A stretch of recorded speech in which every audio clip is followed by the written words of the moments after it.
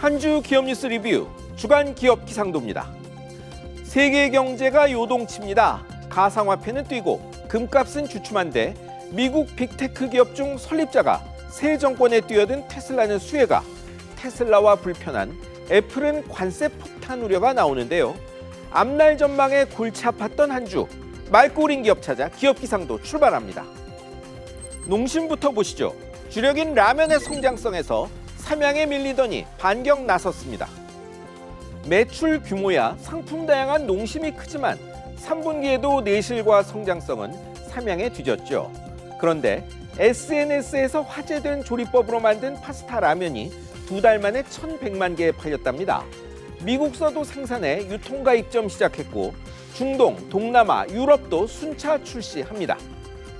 삼양의 히트작도 농심의 새 야심작도 핵심은 매운맛입니다. 불황엔 매운 음식이 인기라는데 K-매운맛 내세운 식품산업 호황몰이 기대해보죠. 다음도 식품기업 CJ 제일제당입니다. 미국이어 유럽의 K만두 공략 나섭니다. 인수와 투자로 미국에서 내년 6조 매출이 목표라는 CJ 제일제당이 헝가리에 축구장 16개 규모 공장 짓는 계획 내놨습니다. 유럽 공장은 처음입니다. 핵심 전략 상품은 만두죠. 미국엔 축구장 80개 넓이 공장 사우스다코타주에 짓습니다. 북미 최대 규모 아시안 식품 공장이라네요. IT, 전기차만 유망 산업이 아니죠. 식품도 얼마든 고성장 가능합니다. 그 답은 해외에 있습니다. 세계 최대 식품 기업 네슬레는 인구도 땅도 한국보다 작은 스위스 회사입니다. 이제 흐린 기업입니다.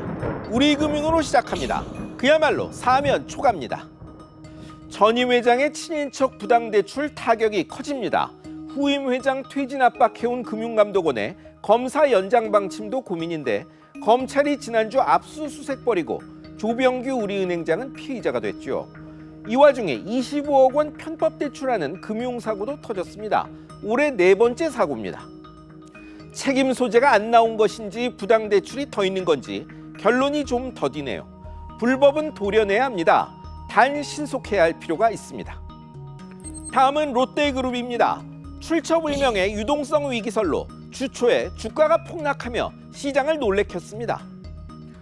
유통은 불황과 전자상거래 부진으로, 면세점은 중국 관광객 감소로 힘들고 화학도 중국의 저가 공세에 밀리고 있죠.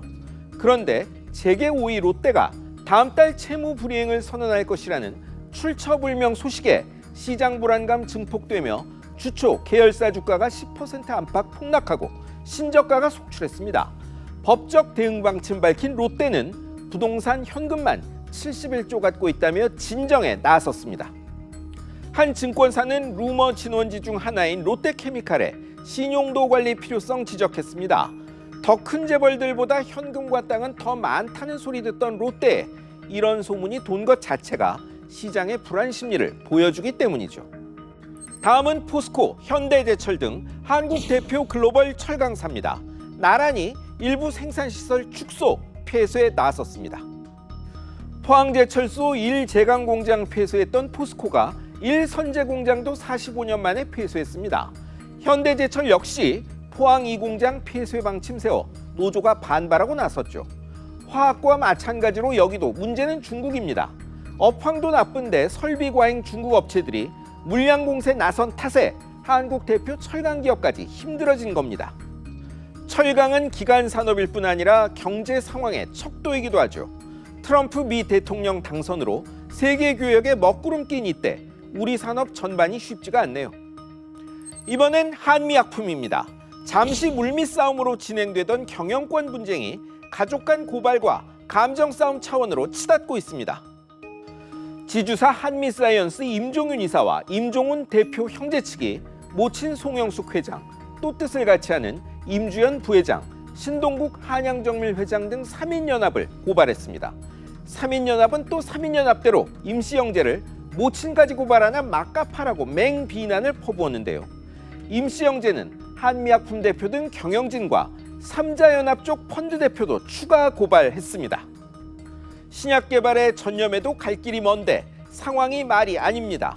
현재 구도로는 일방의 완승은 힘든데요. 과연 가족 간 접점 찾기가 어려운 일일까요? 참 안타깝습니다. 할부대금 포함한 가계신용, 즉 가계빚이 1,900조 원도 훌쩍 넘었습니다. 한국은행 말대로 경제가 커지면 빚도 늘어날 수 있습니다. 하지만 경기가 나빠 상환 능력 떨어지고 영끌로 가계빚 증가폭이 3년 만에 최대라면 걱정하는 게 맞을 겁니다. 지금까지 주간 기업 기상도였습니다.